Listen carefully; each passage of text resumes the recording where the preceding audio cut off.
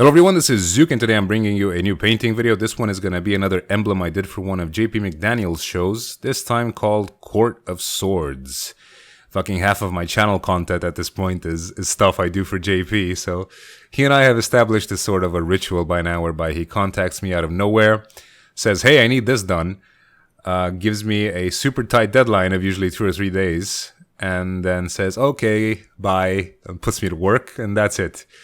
And usually follows that with a very abstract, kind of obscure description of what he wants, which makes no sense to most people, but we have an understanding by now whereby he like pastes some walls of text with random shit and I kind of decode it and make something neat out of it. I guess it works. So of course this emblem is a collection of different symbols that he described to me. It goes something like, the aesthetic of the game is a combination of the Bayeux Tapestry, the Rider-Waite Tarot deck, I'm not sure if that's how you pronounce it, and then an undercurrent of Southeast Asian, Buddhist art and architecture, alchemy, Victorian-era occultism, etc. So basically everything. Like, if you were to take a symbol from each of these themes and combine them, it would look pretty chaotic. So I basically went with a less is more kind of mentality for this one. I looked through the tarot cards. The aesthetic of them is interesting, like they contain a lot of symbols. The Bayeux Tapestry in itself, I wasn't really a fan of it too much. The aesthetic is very basic, very kind of primitive. Like I wasn't a fan.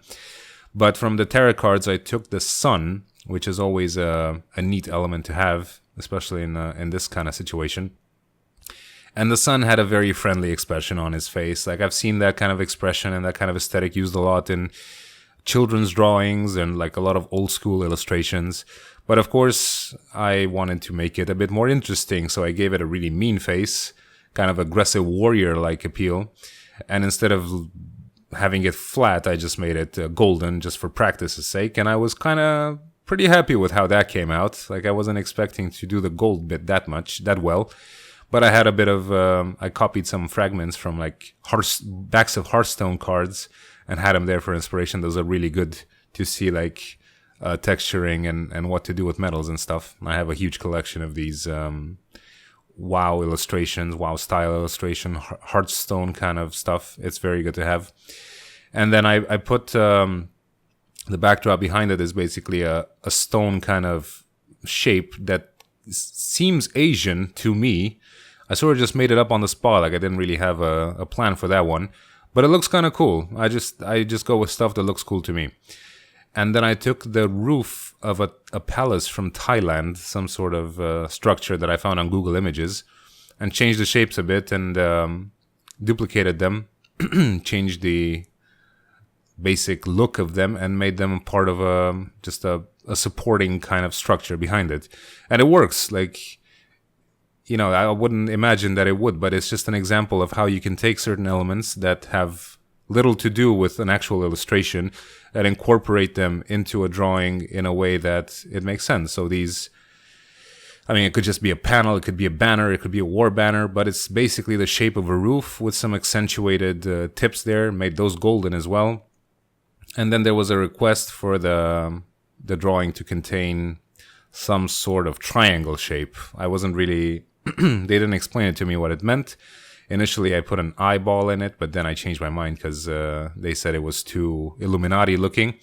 And for the font, I just went with something that looks kind of medieval.